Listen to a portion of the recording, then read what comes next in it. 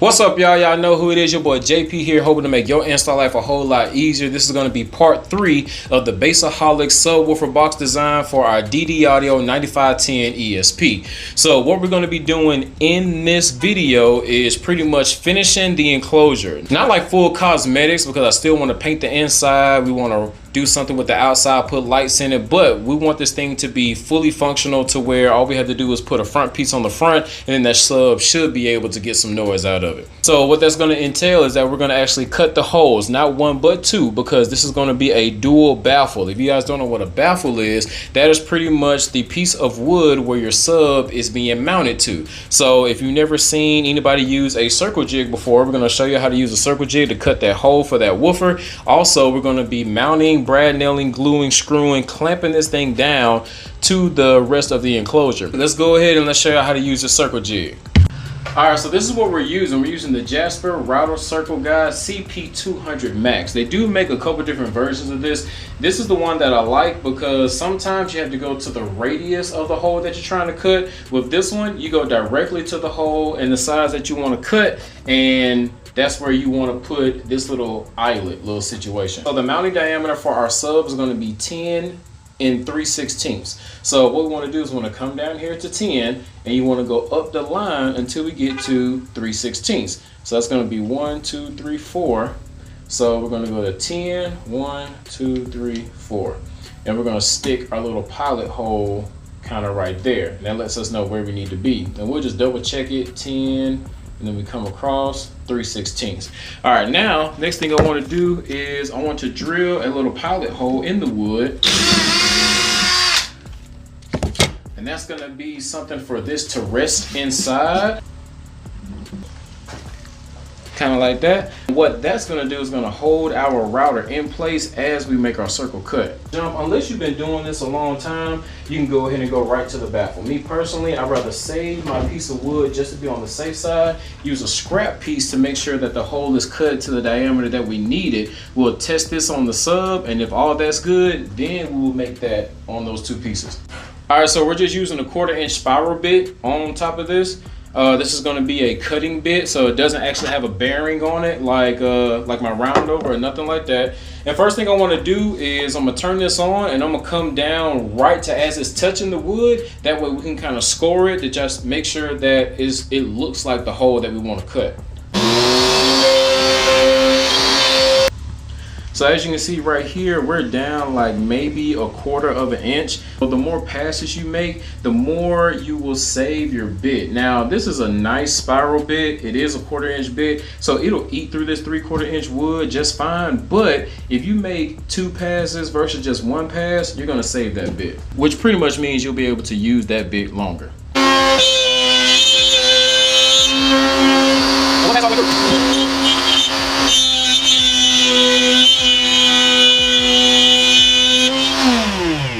Now that we've did it all the way through, that's gonna drop off, leaving our little pilot situation still in there. And we got a perfect 10-inch, 10 and 3/16 hole. Check it out just to make sure that it mounts how we want it to mount. Put that back on here. Oh Lord. So it definitely goes around the motor. Look at that. That right there is perfect. Now, when I'm doing this, what I'm looking for is to make sure that the hole is big enough to get the magnet through. Of course, it's big enough to where it doesn't hit on the basket or nothing like that. That way we're not scratching up our woofer, and we don't have to like use any force to try to like push the sub down. But also, you want to make sure that on the inside of the screw holes, you see wood every time you look at one of these screw holes. If there's sometimes to where you see wood over here and then daylight on the other side, that's not good, because that means you're going to have to try to put your screws in at an angle, and that's not what we want to do. This is looking like how I want it to look, so let's go ahead and get those other baffles cut. We can't have the sub too far this way because that's where our port is at. It needs to be more towards the front. Now with this being 28 inches, we want to make sure that it's dead center right at 14. I've already did that with my ruler, and this needs to come down 9 3/4 inches right here. So if I do my center right here, then we should be able to have that sub be right in front of the port, right in front of the window, exactly where it needs it to be. The reason I got my double baffles mounted on top of each other is that when I use this drill bit, I can just, you know what I'm saying, measure 10 different times, only drill once. All right, my drill bit below. So we definitely went through both pieces of wood. So now we just want to cut it.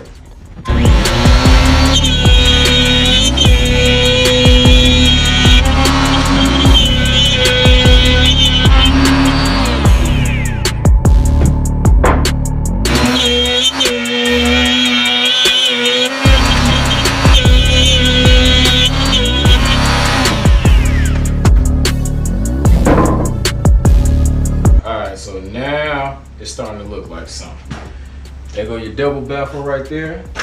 Pretty much 1.5 inches, 2 3/4 stacked on top of each other. Inside the window. Now the real test is to go get that sub and see how that boy fit. Who needs the gym? God, when you got a 62-pound sub at the house that you need to, oh my God, bro, I'm gonna hurt my chest. I just did a farmer's carry, if y'all know what that is. All right, this right here is gonna be live moment of truth. It's either gonna work perfectly or it ain't gonna work. Oh, good. Just like that. Ow! So we get the speaker wire in, reach through the window, pull that down. My God.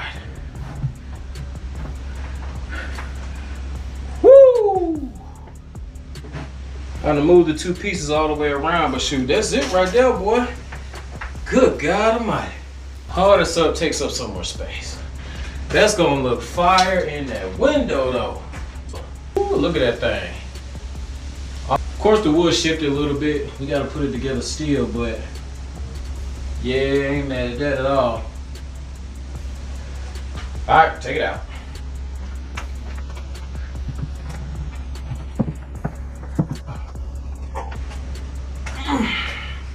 Boy, it's like one of them, ooh, front squat.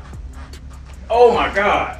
All right, y'all, so what we want to do right now is we want to get this thing ready to be glue, screw, brad, nail, all that type of stuff. And what I mean by ready is we can't tell just by looking, like we can't see through this, right? So we don't know exactly where the wood that we're going to be screwing into from the top, and that's going to be important because I still want to brad nail everything from the top, and we're going to be screwing from the inside. But one thing that I do know is that I have 3/4 around each border, and then I also have a port right here. So what I want to do, I'm going to take a scrap 3/4 piece of wood, I'm going to put it on every edge, and then we're going to draw 3/4 on this top piece,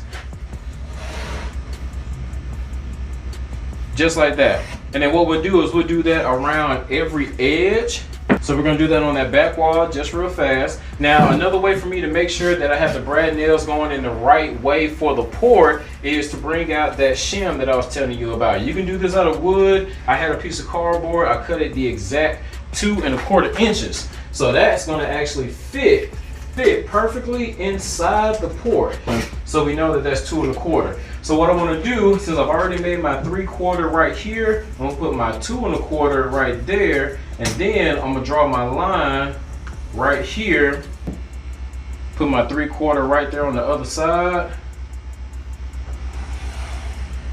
Boom. All right, so what that's gonna do is it's gonna let me know that my brad nail should be going right here, my port's gonna be right there, and my brad nail should also go down this line. And we're gonna do the exact same thing on this back wall. So now our top should look something like this. We have the 3/4 going the line, going along each one of these sides, and we also have the 3/4 going in for our port. So I'm only doing this for the brad nail. We're gonna be gluing everything on the bottom, and then we're going to clamp everything down. Once we clamp everything down, then we'll go ahead and brad nail everything. Once we do that part, I'll show you how to get to these pocket hole screws on the inside.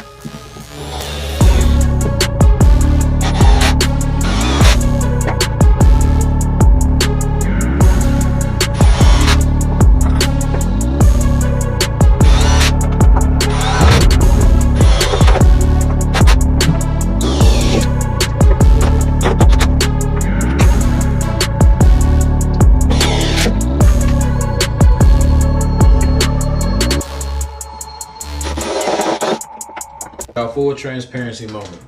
Into these pocket holes in the back is extremely difficult. I ain't even gonna lie to you.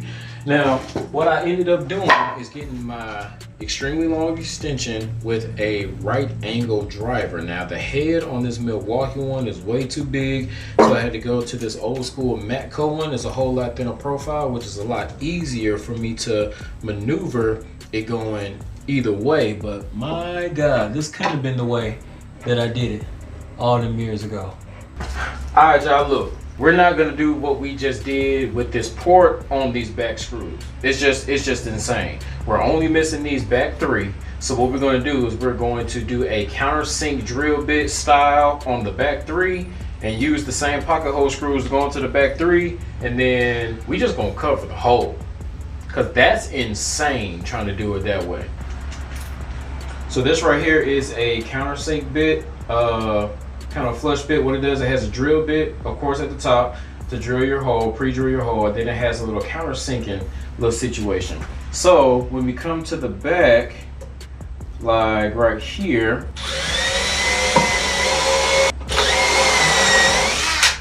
so it's an 1/8 inch hole to go through.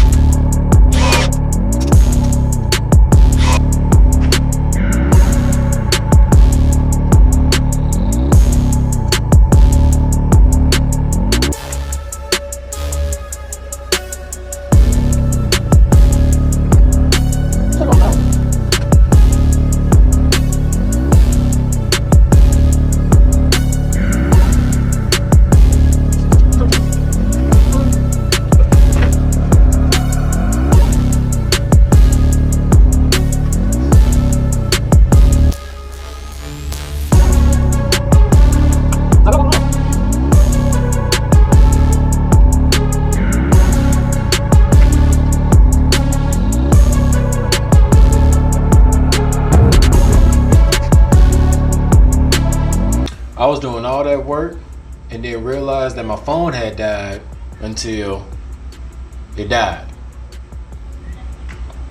I'm done. The only thing that we did is that I put glue on the bottom baffle, put glue on the bottom end of the top baffle, and then I had to put one brad nail in on one corner and then one brad nail in on another corner until I was able to get my clamps in. Once I got my clamps in, then it just kind of went brad nail crazy, like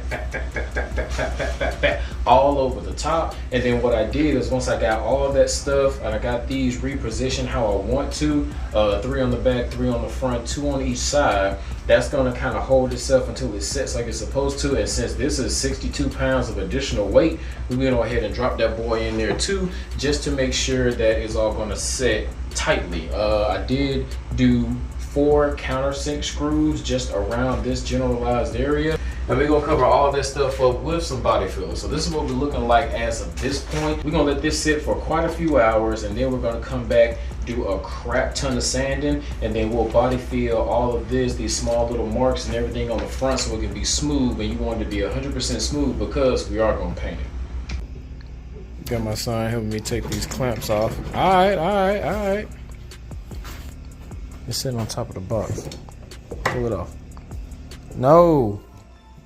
Pull it off like, yeah. And pull that one out. There we go.